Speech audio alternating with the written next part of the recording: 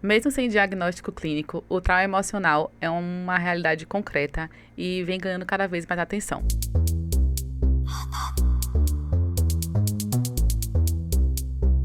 Eu sou a psicóloga Kátia Gonzalez e estou aqui hoje para conversar sobre psicologia do trabalho, medicina do trabalho e trauma emocional. Como convidadas, nós temos duas mulheres maravilhosas. Eu sou Natasha, eu trabalho em indústrias e em fábricas hoje, além do atendimento clínico. Sou psicóloga do trabalho e estou atuando juntamente hoje com a doutora Ana Paula. A gente trabalha muito em parceria e é uma honra estar aqui com vocês e com ela. Sou Ana Paula Teixeira, é um prazer estar aqui com vocês. Quero agradecer, Kátia, pelo convite, ao Contrafluxo também e pela parceria aí da Natasha. Médica do trabalho há quase 30 anos, dedicada à saúde mental no trabalho pelo menos nos últimos 10 anos. Hoje estou pesquisando sobre injúria moral no trabalho, que é um tema que a gente não fala no Brasil. Ano que vem já vou deixar público um questionário específico para esse rastreamento e lancei recentemente um livro que fala sobre saúde mental no trabalho, os estressores psicossociais e, enfim, quando o trabalho dói. É o nome do livro. Obrigada. Eu que agradeço a participação de vocês, que é um tema muito relevante pra gente, né? Todo mundo trabalha.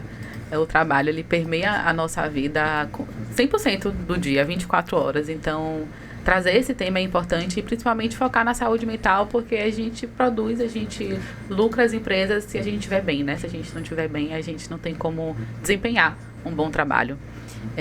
Mas para iniciar esse nosso bate-papo, eu queria trazer uma conceituação do que seria o trauma emocional, né? Já que é o tema do nosso episódio hoje.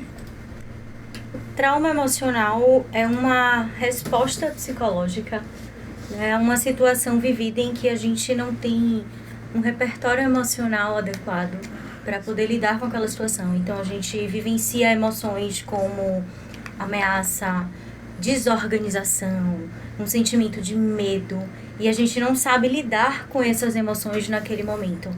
E tem um detalhe, a gente normalmente associa trauma a tragédias, né? A gente sempre acha que o trauma está associado a uma violência, a um acidente, mas existem mini ações diárias que podem se constituir, que pode construir no outro, né, no indivíduo, um trauma, como humilhações, um ambiente com muita pressão, estresse crônico.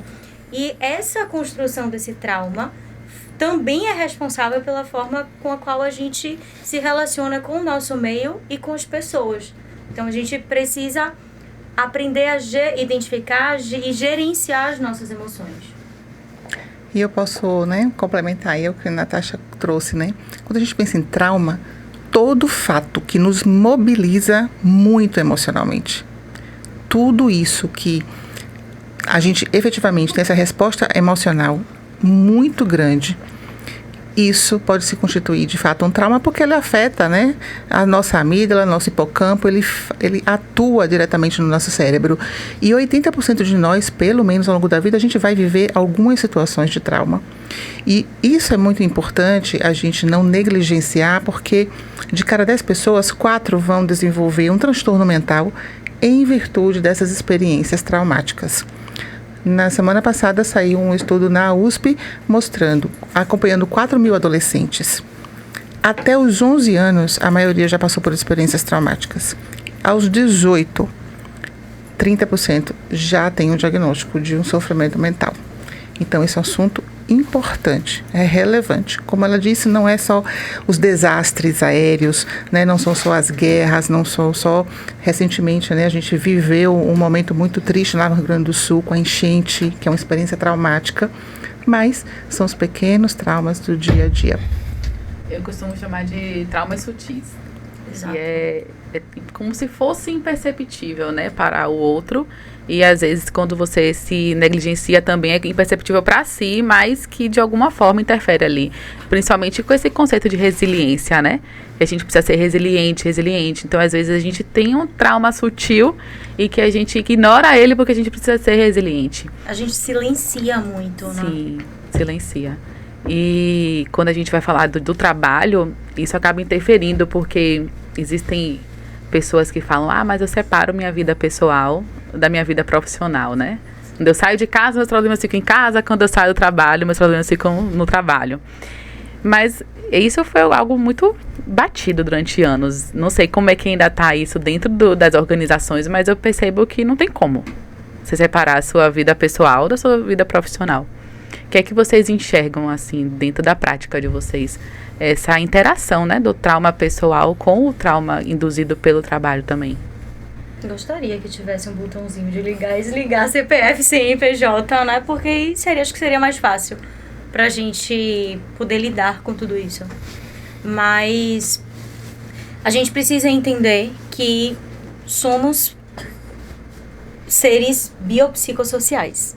Não dá pra gente ir separando, né? A gente é um todo. Nós somos a construção de crenças, de histórias, de memórias, de gatilhos, de traumas emocionais, né? Então, não tem como a gente separar isso. De uma certa forma, se a gente tiver um desequilíbrio na nossa vida pessoal, isso pode afetar a vida profissional. Claro que a gente precisa ter uma maturidade, a gente precisa entender quais são os comportamentos, até onde a gente pode deixar isso influenciar, mas uma coisa influencia a outra, não tem jeito.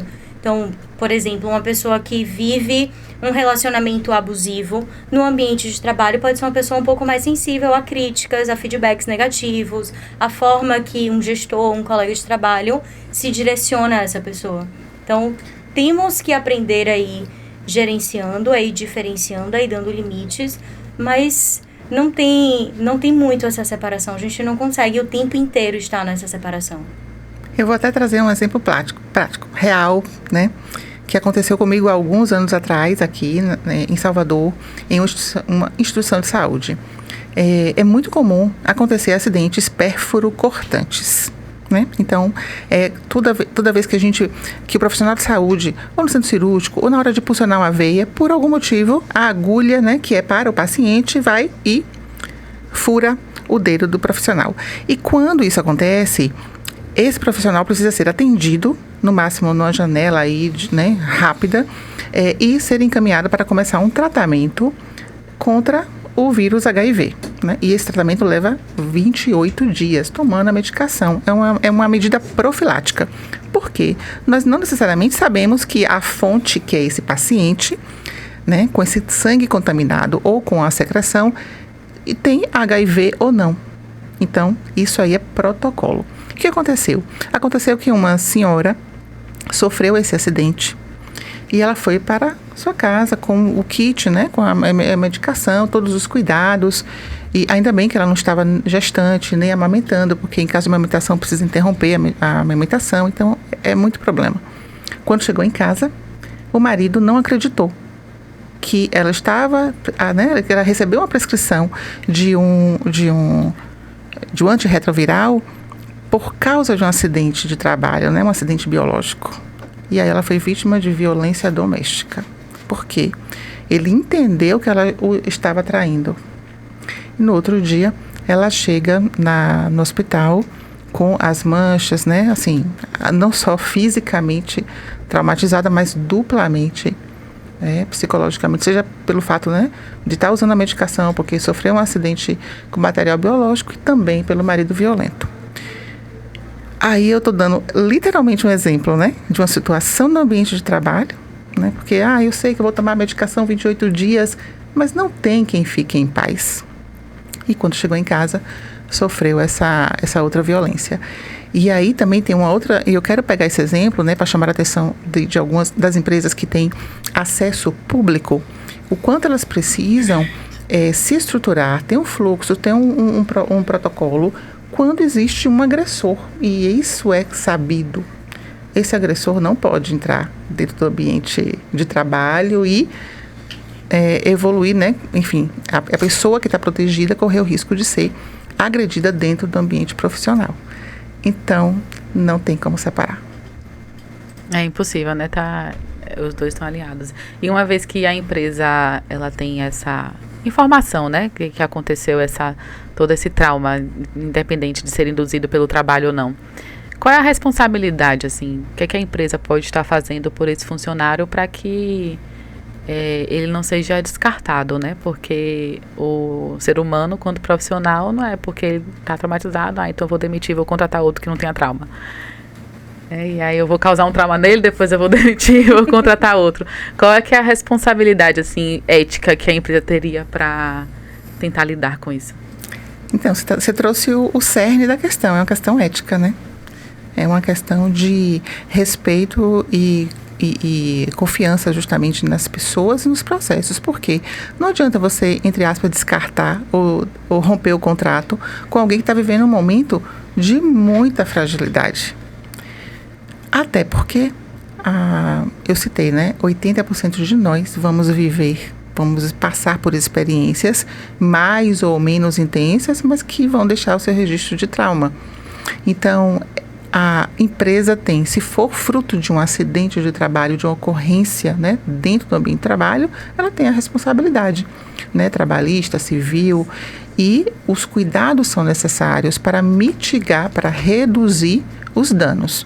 E a pessoa voltar depois de algum tempo, bem, né, lembrar deste fato como uma experiência que ela passou, mas sem as emoções, e a importância da intervenção, né, psicoterapêutica de forma precoce.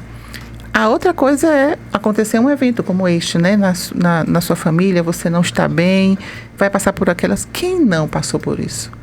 Né? Quem não passou por situações na vida de maior fragilidade, de precisar de colo, de precisar até... Olha, eu não posso trabalhar, assim, eu não estou bem, né? Vou precisar ficar em casa por um tempo.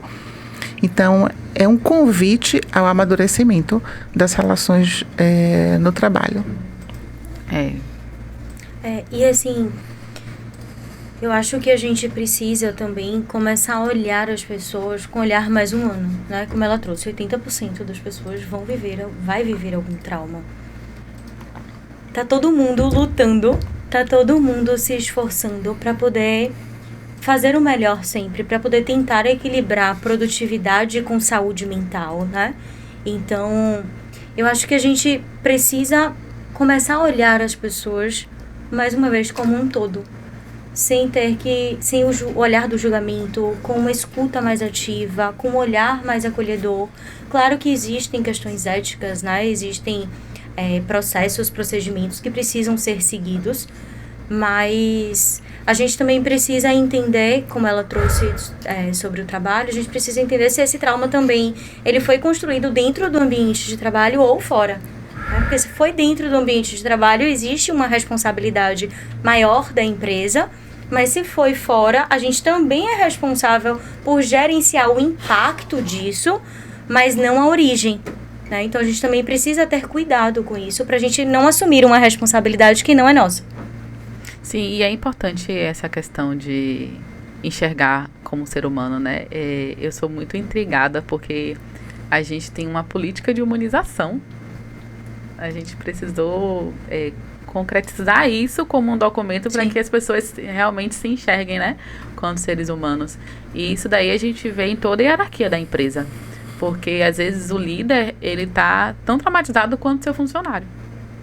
E aí, como é que ele vai olhar para aquela outra pessoa de cuidar do trauma dele se os traumas do trauma do outro, se os traumas deles estão gritando ali, né?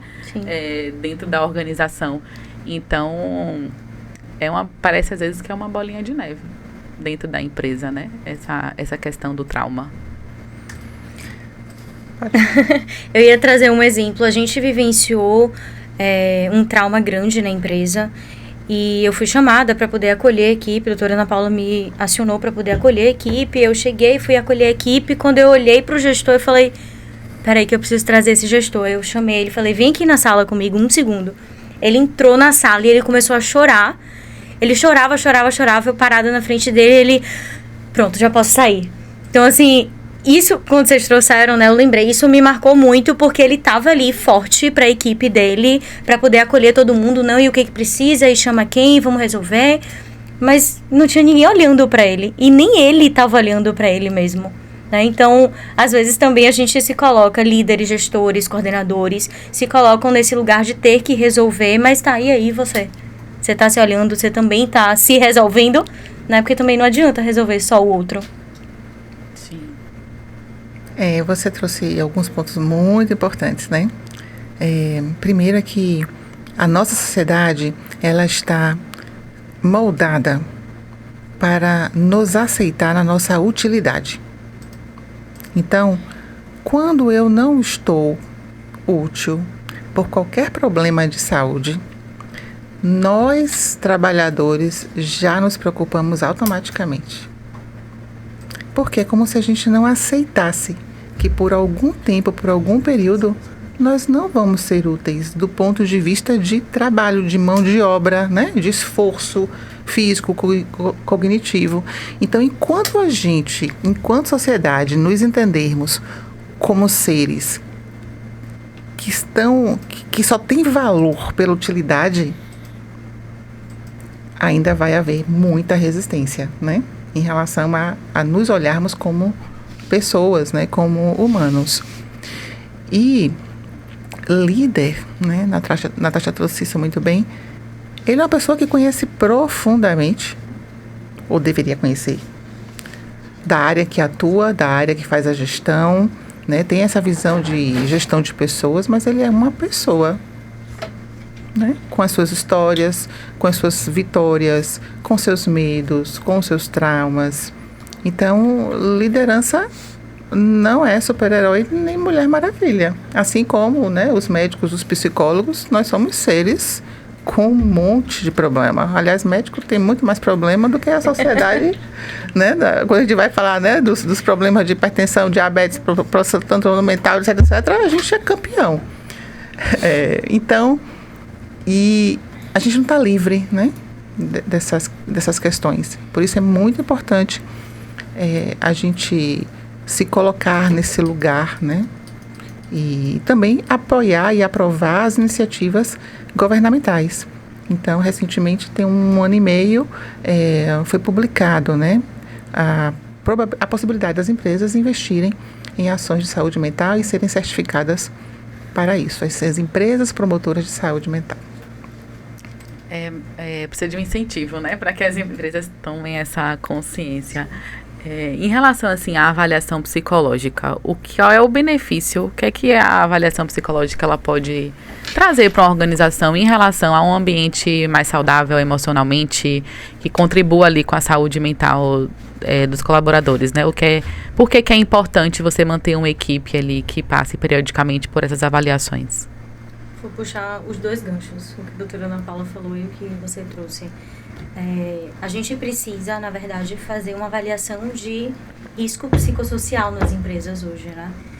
E não só para a empresa, mas principalmente para os funcionários, para que a gente entenda qual é o contexto que aquela pessoa está inserida, de que forma a gente pode ajudar aquela pessoa, a gente pode intervir, né? Questões médicas, a doutora Ana Paula pode falar muito melhor do que eu, mas acho que muito mais voltado também a absenteísmo, a rotatividade. A gente entende melhor qual é a dor daquela empresa, qual é a dor daquele funcionário, daquela área, daquele setor, para que a gente possa melhorar, para que a gente possa trazer uma qualidade de vida. A gente não consegue separar essa questão de que muitas empresas ainda têm a ideia, na verdade, de que as emoções estão voltadas à nossa vida pessoal, né? De que as emoções, de que cuidar da saúde mental está fora do ambiente de trabalho. E eu acho que essa é uma grande virada de chave nesse momento que a gente está tendo. Infelizmente, a gente precisou, né, de uma norma regulamentadora para isso, de que vai existir uma fiscalização e multa para as empresas, para que as pessoas levem a sério a saúde mental. Mas eu acho que está tendo essa viradinha de chave do próprio mercado de trabalho. As pessoas têm buscado o equilíbrio entre qualidade de vida e produtividade. E ter uma equipe médica, uma equipe psicológica, uma equipe de saúde que possa dar esse suporte, traz essa segurança psicológica para esses colaboradores de qualquer hierarquia, né, dentro dessa empresa. E traz uma segurança também para a empresa legal, inclusive, né? A crença que eu vejo, assim, relacionada aos funcionários, é quando vê um psicólogo na empresa, já pensa que vai ser demitido. Principalmente aquele funcionário que já está passando por algum sofrimento, sim, e que está lidando com aquilo ali todos os dias, né, para se permanecer no trabalho, porque precisa. Existe mesmo ainda muito essa crença, né, de que vamos desmistificar isso aqui para quem tá ouvindo a gente. O psicólogo não vai demitir você. Não, eu já falei isso em treinamentos, em DDS, porque eu já ouvi de os colaboradores vindo para mim falando, eu queria conversar com você, mas eu tenho medo de ser demitida. Eu falo, gente, existe o sigilo profissional, eu não tô aqui para demitir vocês, eu tô aqui para ajudar vocês. Meu objetivo não é demitir ninguém, né? Então, existe muito esse preconceito, né? Acho que existe um preconceito muito maior ainda em homens, por uma questão, né, do machismo estrutural. Os homens são criados para dar conta das emoções, para engolir o choro, para não ter a fragilidade, a fraqueza. Acho que muito mais voltado aos homens esse preconceito, mas existe, é real, eu vivo isso. E aí é uma desconstrução mesmo, de ir criando uma relação com essas pessoas, de ir trazendo essa segurança, esse espaço seguro para que as pessoas possam vir me buscar. Então, só de forma rápida, é muito importante, né, que a psicologia esteja quando vai fazer assistência, né, que é isso que a Natasha trouxe. Ela, dentro da empresa, ela tem que ser breve, né? Sim. Tem que estar preferencialmente vinculada ao serviço de saúde ocupacional, que é independente de outras áreas, né? Até para poder mitigar esse receio, que é legítimo, né? Mas apesar de não ser real, a gente compreende, mas não tem... enfim. E também, em relação a essa questão, quando a pessoa vai procurar os profissionais da área de saúde, lá não é uma área de registrar denúncia. Nós estamos acolhendo alguém que ou veio trazer uma ótima notícia, né, porque conquistou lá os seus objetivos, né, de saúde, ou também vem compartilhar algumas dores que podem ter uma origem dentro do ambiente de trabalho. Mas lá é atenção ao cuidado. Nós não fazemos investigação, nós não temos um roteiro para entender pormenores, quem começou, como começou, quem viu. Não, isso aí, existe um departamento. Nas empresas pequenas é o RH mesmo, ele vai delegar algumas pessoas, outras empresas vão ter um departamento, uma empresa de ouvidoria externa. Cada empresa vai se organizar da sua forma, mas nós não estamos lá para delatar ninguém. A gente acolhe quem é a suposta vítima, nós acolhemos o suposto agressor, porque a gente não sabe e a gente não vai ser juiz nisso. Não é o nosso papel enquanto profissional de saúde. E nem temos o poder, porque nós não somos prepostos da empresa, nós não somos líderes de ninguém, para demitir quem quer que seja. Sim. Nós estamos enquanto mediadores, né? Não estamos enquanto canal de denúncia, inclusive pelo sigilo. Né? Isso Exatamente. Só reforça esse lugar de que eles podem procurar a gente para falar sobre qualquer coisa, porque existe o sigilo profissional. Existem, claro, né, regras de quebra desse sigilo que são ditas de forma muito claras para esses colaboradores, né, para os trabalhadores. A gente precisa informar quais são os motivos pelos quais a gente pode quebrar o sigilo, mas trabalhamos com sigilo profissional. Né? E essa questão da denúncia só reforça isso. A intenção, como você falou, é de mediar os conflitos, né? E trazer uma melhora de saúde ali, geral, não só saúde integral para aquele colaborador, para que ele retome a sua performance, sua produtividade, e não necessariamente ele esteja desligado, né? Exatamente. Mas essa crença, ela ainda existe, e acho que é importante a gente estar falando sobre isso, né? Porque isso acaba atrapalhando até o próprio processo de avaliação. Porque o funcionário vai começar a mentir, aí ele induz uma resposta que aí vai mudar completamente o resultado, e às vezes vai ter um resultado até pior do que se ele estivesse falando a verdade, né? Isso acontece, assim, já você percebe esse... A gente começa a ter um feeling, o feeling, né? o feeling. Dá pra perceber. E às vezes eles próprios se entregam, e aí numa próxima sessão falam coisas diferentes, falam, mas calma aí, não era dessa forma... Né? Mas normalmente os funcionários, quando fazem a psicologia interna das empresas, se tiver uma estrutura, que é a psicologia breve, como a doutora Ana Paula colocou, eles vão por encaminhamento da equipe de saúde, por um colega do trabalho, por um gestor, por um líder, ou por demanda espontânea, né? Porque eles buscam a equipe de saúde porque eles entendem que eles precisam de um suporte. Então, normalmente, mas ainda que venha encaminhado, ele precisa aceitar, né? Então, normalmente, quando eu atendo um colaborador, quando eu atendo um prestador de serviço, ele aceitou estar naquele lugar. Se ele não se sente confortável de estar conversando comigo, de ser acolhido por mim, e sou a psicóloga interna e tem esse preconceito, né, que a gente está falando, ele vai ser encaminhado para o plano de saúde, ele vai ser encaminhado para a rede, para onde ele se sentir confortável. A gente vai direcionar para esse acompanhamento, ele não fica sem esse acompanhamento, mas precisa ser também confortável para ele.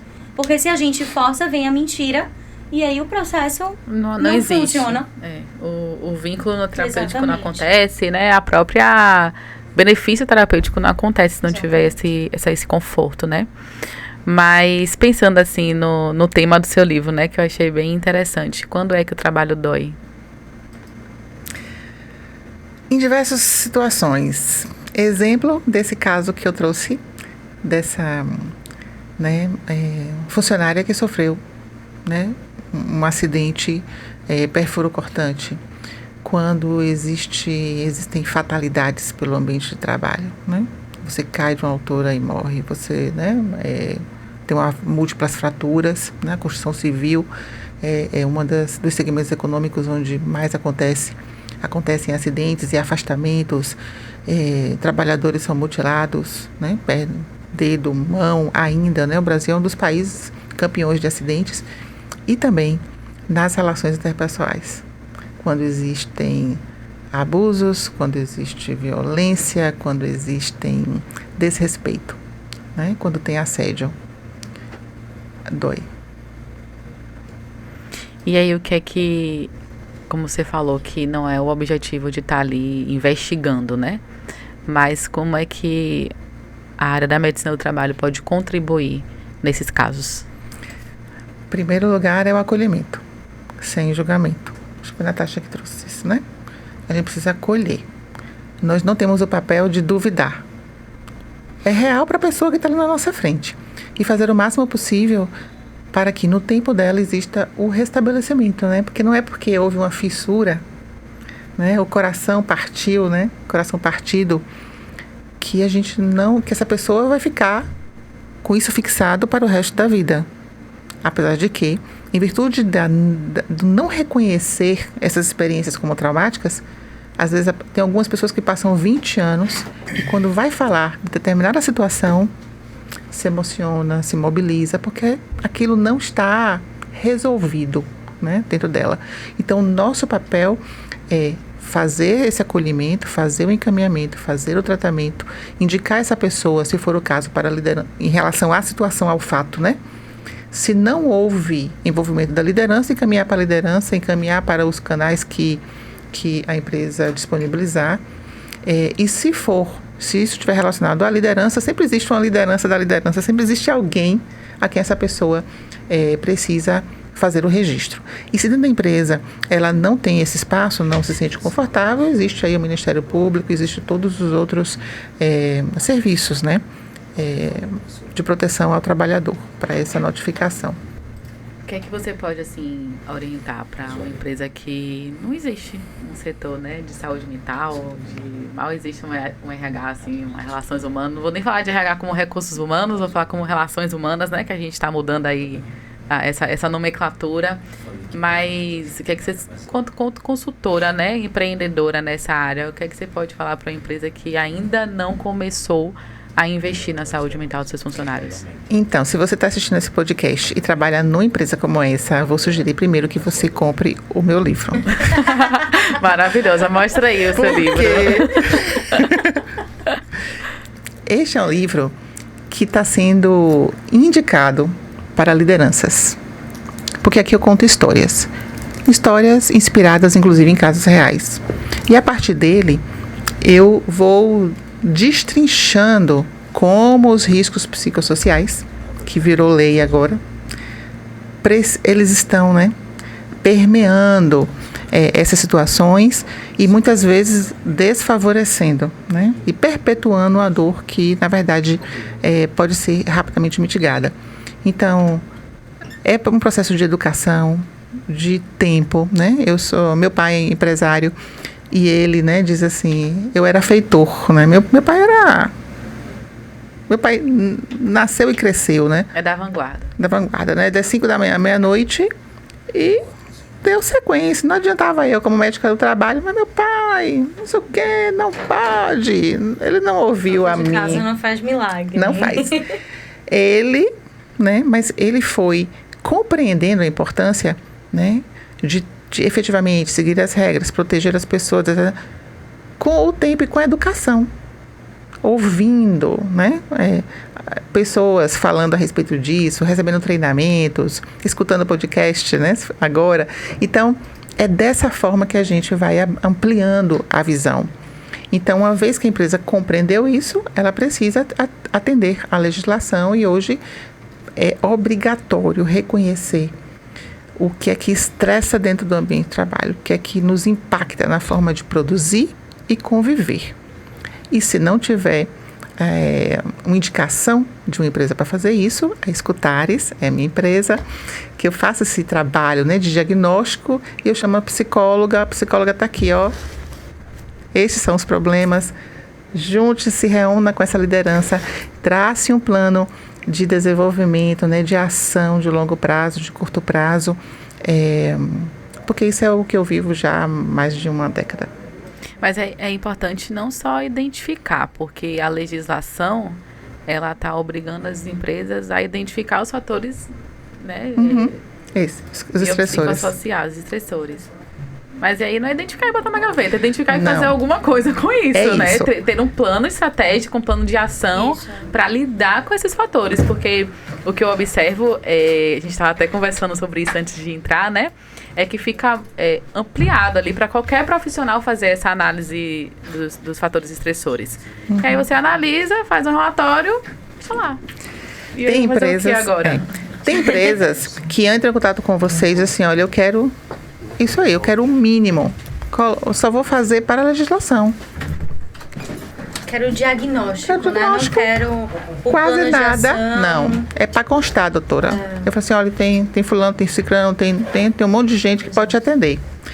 Mas tem outras empresas não, que efetivamente querem, já estão num nível de amadurecimento. E a gente não vai fazer com que uma pessoa, né, um dono de empresa que não quer nem saber disso, mas você tem que fazer, você tem que... Não é assim. E eu tenho um exemplo dentro de casa, né? E lidando com outros empresários. Mas para essa empresa que efetivamente quer fazer esse trabalho de forma correta, depois que você faz o diagnóstico, tem que ter esse alinhamento com o engenheiro de segurança, porque isso vai constar no programa de gerenciamento de risco, onde está lá o risco físico, né? Ruído, barulho, iluminamento, ele vai estar lá, mas esse destrinchar, esse plano de ação, né? Eu falo assim, olha, vou chamar a psicóloga, eu tenho algumas psicólogas hoje, né, que trabalham, que são parceiras, e eu entrego para elas. Porque eu faço o diagnóstico de forma eletrônica, né? Mas eu não trabalho esse desenvolvimento, esse destrinchar desse projeto. Então, esses profissionais trabalham com isso e, junto com a segurança do trabalho, junto com a área com o RH, precisam fazer o que você trouxe, né? Esse plano. E aí, Natasha é essa psicóloga, né? Que é selecionada aí para poder lidar com esses fatores estressantes. O que é que você encontra, assim, de mais desafiador ultimamente nessa área? Vamos lá. São alguns pontos, tá? Mas acho que os mais comuns são as pessoas lidarem com as suas próprias ansiedades, com os seus traumas, né? Porque é isso. Ainda existe um preconceito muito grande. Se fala muito sobre saúde mental, graças a Deus, a gente tem esse caminho, a gente tem essa abertura maior, mas ainda existe uma rigidez muito grande, um preconceito muito grande. Então, a gente sempre acha que a gente dá conta, a gente sempre acha que não é só um momento e vai passar, e isso vai se tornando crônico, isso vai se tornando recorrente, mas hoje em dia, o que eu encontro, né, em maior número é você saber lidar com a sua ansiedade, você saber se comportar a partir disso Os relacionamentos interpessoais, está tudo muito sensível. As pessoas estão muito sensíveis e a gente tem muitos gestores que não estão preparados para gerenciar pessoas, gerenciam processos muito bem, mas não tem a preparação de gerenciamento de pessoas. E a gente precisa principalmente capacitar as pessoas, os líderes, os coordenadores, os gestores, para que eles saibam acolher sem invadir o espaço das pessoas, mas que as pessoas se sintam seguras também para falar com eles sobre isso. Então, acho que os pontos principais hoje estão associados a esses relacionamentos interpessoais, a você se sentir seguro nesse ambiente de trabalho com essas pessoas. A ansiedade. Acho que a gente passa muito também por um processo de que somos uma geração de que não quer passar pelo processo, a gente quer o resultado de forma muito rápida. Então, a gente não quer a mudança comportamental, porque gera desconforto, gera tempo, e a gente não tem tempo, ninguém tem tempo pra nada hoje, né? A gente só quer o resultado, tá? Como é que eu minimizo isso? Como é que eu faço isso de forma mais rápida? Então, acho que essa pressa também, essa necessidade de ser útil, como ela trouxe, de sempre estar se sentindo produtivo, de sempre estar se sentindo útil, um medo muito grande que a gente tem de se posicionar, de falar o que a gente pensa, por medo do que o outro vai pensar, a necessidade de validação do outro. Eu acho que esse é o cenário principal, assim, que eu encontro nas empresas que eu trabalho. Conflito a gente vai ter, né? No ambiente de trabalho sempre, na vida, em tudo quanto é segmento, a gente tem conflito, mas eu acho que a capacidade de um líder de acolher o seu funcionário, eu penso, na minha opinião, está atrelada à mesma capacidade que ele tem de buscar um acolhimento. Sim. Porque às vezes, se você não consegue se permitir ser acolhido pelo outro, como é que você vai acolher se você não sabe o que é ser acolhido, né? Então, é importante, acho que não só para líderes, mas qualquer linha assim, hierárquica de uma empresa, um funcionário pode acolher o outro também. Com certeza. Não só um líder, né, fazer esse acolhimento, mas os colegas de trabalho podem se acolher entre si, mas você vai conseguir acolher o outro a partir do momento que você também se vulnerabiliza. Que você também sabe, né, porque você se permitir ser acolhido, de alguma forma você está se vulnerabilizando naquele espaço, né? E isso parte do autoconhecimento. Porque você só vai saber se você precisa de ajuda, se você se sente confortável em pedir ajuda, se você se conhece, se você sabe que existe uma dor ali, que existe algo que está incomodando, que você não está gerenciando tão bem. Então, tudo parte do autoconhecimento, né? Da gente se olhar, da gente se amar, da gente se cuidar porque a gente se ama, né? Porque a gente tem a mania de querer se cuidar porque a gente não gosta de alguma parte do corpo, de algum comportamento, mas a gente precisa se cuidar porque a gente se ama, não porque a gente se odeia, né? Então, porque a gente se conhece, porque a gente se quer bem. Uhum. E esses são pontos, assim, que interferem em uma cadeia gigantesca da empresa, porque reduz demissões, né, desnecessárias, você conseguir lidar ali com o funcionário, reduz custo, porque cada demissão e contratação é um custo, né? Então, lidar com esse funcionário, trabalhar ele é melhor do que você descartar ele, né, de alguma forma. E o que eu observo muito, desde que eu entrei no meu primeiro trabalho lá com 15 anos, eu coloquei na minha cabeça que eu precisava olhar para a saúde das pessoas no trabalho que eu estava. Porque se eu estava no trabalho e tá todo mundo ruim de saúde, hipertenso, diabetes, colesterol... Eu sou a próxima. Eu sou a próxima. Né? Assim, isso... Eu comecei a trabalhar na adolescência, e desde a adolescência que eu já pensava dessa forma, e hoje, né, quanto psicóloga, eu percebo que é isso mesmo. A psicossomática, ela grita dentro das empresas. Às vezes, a saúde mental, ela não tá nem tão, assim, escancarada, ela tá mais camuflada, mais sutil, como a gente começou falando, mas você vê no corpo da pessoa. Mas eu tenho uma caspa, eu tenho umas plaquinhas no corpo, não tô com tanta fome, eu tô querendo comer o reboco da empresa. Aquela gavetinha que só vive cheia de gaveta, doce. Meu Deus, cheia de doce, potinho de jujuba na mesa. E vira até cultura, às vezes, né? Vira. Tem até um meme que fala que o ambiente de trabalho acaba com a dieta, né, da pessoa. Um ponto assim que eu acho que é interessante a gente falar sobre as mudanças no formato de trabalho depois da pandemia, com o fortalecimento aí do trabalho remoto, né, dessa possibilidade de estar à distância e estar presencialmente. Eu acho que mudou um pouco do novo normal de trabalho. E às vezes eu percebo que as empresas estão meio perdidas sobre o que é aceitável em relação ao comportamento, em relação a exigências. Vocês acreditam que teve essa modificação, assim, depois da pandemia? Eu acho que é o que você falou, assim, é um novo normal, né? A gente está se reestruturando ainda. A gente tem muitas questões que a gente já identifica, né, emocionais, que a gente já identifica que foram consequências da pandemia, mas acho que a gente ainda não viu tudo, né?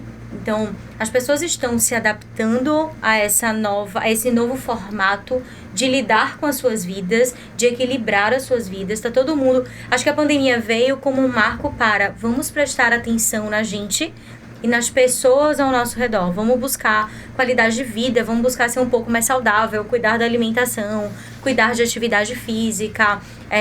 Acho que essa questão do remoto traz um conforto também para o colaborador, mas nem toda empresa consegue, né, ter processos e procedimentos que sigam o fluxo com profissionais de forma remota. A gente também precisa respeitar o funcionamento de cada empresa, mas acho que a gente precisa realmente ir se adaptando e entendendo o que funciona melhor naquela organização. A gente tem também muito da gente querer impor, né? Não, porque eu quero que seja assim, porque eu só quero que... Não, porque meu gestor não me deixa ficar home office nem um dia. Mas assim, tá, funciona. Vamos analisar um pouco também a estrutura, a organização, a cultura daquela empresa. Porque também não dá para ser só o que a gente quer. Precisamos entender que existe um novo normal, existe uma nova visão de vida, uma nova forma de equilibrar a vida, mas a gente também precisa entender que as empresas precisam ter lucro. Sim, né? E precisa de alguma forma da presença do funcionário, porque o que eu ouço muito é, o que eu fiz hoje, tudo que eu fiz hoje aqui eu faria de casa. Sim.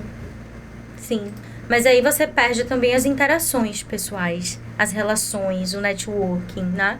Eu vejo muito isso com a psicoterapia. Não existia terapia online antes da pandemia, né? Isso foi autorizado depois da pandemia. Então, funciona para muitas pessoas, porque você não sai de casa, você não tem trânsito, as pessoas ainda brincam, gente, eu choro, saio da terapia, tô no meu sofá, tô na minha cama, tô na minha casa, né? Existe o conforto, mas de uma certa forma a gente também perde esse contato humano, a gente perde um pouco das expressões corporais, a gente perde, às vezes um colaborador, um paciente não tá enxergando algo que a gente enxerga quando é presencial. Essas relações são importantes. Então, tem prós e contras, né, da questão do trabalho remoto. A pandemia de fato foi um trauma coletivo, né? Não teve nada de gripezinha ou de ser uma coisa, né? E a gente, globalmente, ainda temos pelo menos mais 6 anos aí colhendo os frutos desse grande trauma coletivo. Por quê? Não foi fácil. A gente estava matando o leão, um leão que a gente não sabia a cara dele, o jeito dele, se ele iria atacar ou não, né? Quem é que sabia se você iria estar contaminado? Se a gente lembrar disso, né? Se a gente estava lá com todos os sintomas, o medo, o pânico de agravar e de ir para o hospital e ser entubado.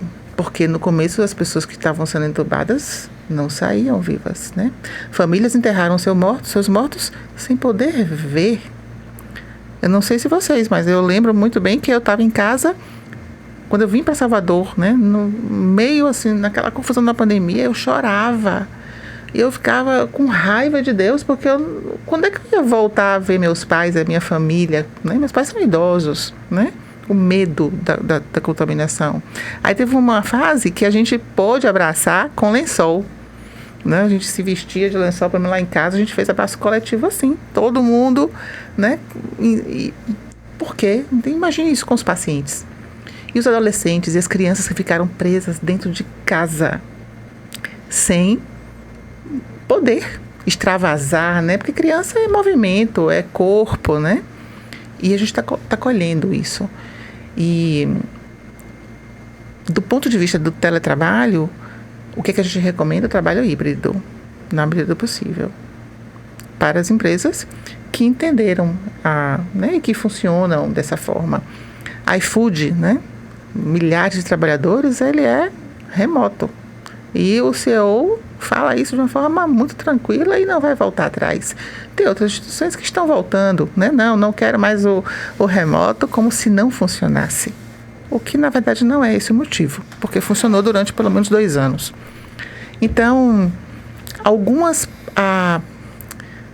doenças, por exemplo, se eu tenho um quadro depressivo, eu preciso estar presencialmente, né? A cada 5 pessoas, uma não se adapta ao teletrabalho. É um processo, como a Natasha trouxe, de transição e de adaptação, e de a gente aceitar o que a gente pode mudar e o que a gente não pode. Sim, com certeza. A gente está caminhando para o final, né, do nosso episódio. A gente poderia ficar horas aqui conversando sobre esse assunto. A psicologia do trabalho, assim, é um tema que... A medicina do trabalho é um tema que permeia a vida de todo mundo mesmo, né? Mas para quem está assistindo a gente aí até agora, qual é a reflexão que vocês podem trazer para os nossos ouvintes? Seja ele empresa, funcionário, o que é que vocês podem passar assim de mensagem relacionada à saúde mental? A saúde mental, ela não está separada do trabalhador, né? Ela não está separada da empresa. Ela faz parte de tudo isso. Então, a gente precisa dar tanta importância a ela quanto aos resultados. A gente não vai ter resultado se a gente não tem trabalhadores saudáveis, trabalhadores que estão sendo vistos, ouvidos, suportados. Se a gente não tem líderes que ajudem nesses processos de gestão de pessoas, né? Se a gente precisa olhar para a saúde mental como um ponto principal para ter a produtividade, né? Para se ter os relacionamentos. Então, você tinha perguntado, né? Qual é a dica que você traz para as empresas? Se você é uma empresa pequena e não tem uma estrutura para ter uma equipe de saúde, capacite o RH isso, capacite os seus líderes para isso, para esse acolhimento. Fale sobre isso dentro da sua empresa, né? A gente precisa falar sobre saúde mental.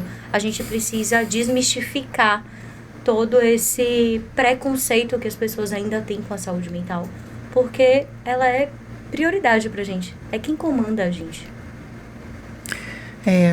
Para as empresas, eu diria, a cultura de saúde precisa fazer parte da estratégia e aproveitar os fatores psicossociais. Sempre tem aquele indicador principal que a empresa vai escolher, segurança psicológica ou fator de estresse, enfim, um dos questionários que são utilizados para ser um indicador estratégico, para desdobrar, né, junto com aqueles outros indicadores financeiros, etc. Para as pessoas investir no autoconhecimento, porque o que a gente já viveu, os traumas que a gente já passou na vida, a gente está, né, lidando na vida com eles. E, como a Natasha trouxe, autoconhecimento até o último dia, né, que a gente respira aqui na Terra. E se você é pai, se você é mãe, cuide bem dos seus filhos, porque a forma como essa relação estabelecida com na nossa infância, a depender se for uma relação protetora, segura, teoricamente, sem muitos problemas, né, sem muitas situações traumáticas, serão adultos mais funcionais, emocionalmente mais preparados. Mas se você, pai e mãe, ausente ou violento, ou, né, bate a sopra, são situações que vão fazer com que, no futuro, essas pequenas crianças tenham bastante situações, dificuldades no meio de trabalho, com maior risco de adoecimento mental. Então, quando a gente fala de trabalho, a gente fala de todas as fases da vida, né? Desde o nascimento ali, o desenvolvimento, a criação, tudo isso impacta bastante a vida adulta e a forma como as pessoas trabalham, né? Se você assistiu até aqui, não esqueça de curtir, comentar e compartilhar com aquelas pessoas que precisam estar ouvindo um pouco aí sobre saúde mental no trabalho. Onde que a gente encontra vocês? Meu Instagram é Natasha Lima Psicóloga. Lá tem todos os meus contatos, WhatsApp, e-mail, tem o meu currículo, as empresas que eu trabalho, consultoria, como, né, implementar a NR1, os riscos psicossociais dentro da empresa, tem tudo explicadinho. Instagram, LinkedIn, doutora Ana Paula Teixeira. Ali você vai encontrar também um pouco da minha história, o que eu faço, né? Enfim, estão todos convidados. Ana Paula, Natasha, obrigada pelo aceitar o convite da gente, né, de estar aqui conversando hoje. Foi muito produtivo. Espero que a gente possa retornar mais vezes para falar de outros temas aí relacionados ao ambiente de trabalho ou não também, né? A psicologia e a medicina tem aí muito conteúdo para poder a gente estar conversando. E você não esqueça de seguir nosso canal. É muito importante pra gente, né? Essa inscrição. Inscreva-se, tem inscrito aí em algum lugar na tela. E a gente se vê na próxima.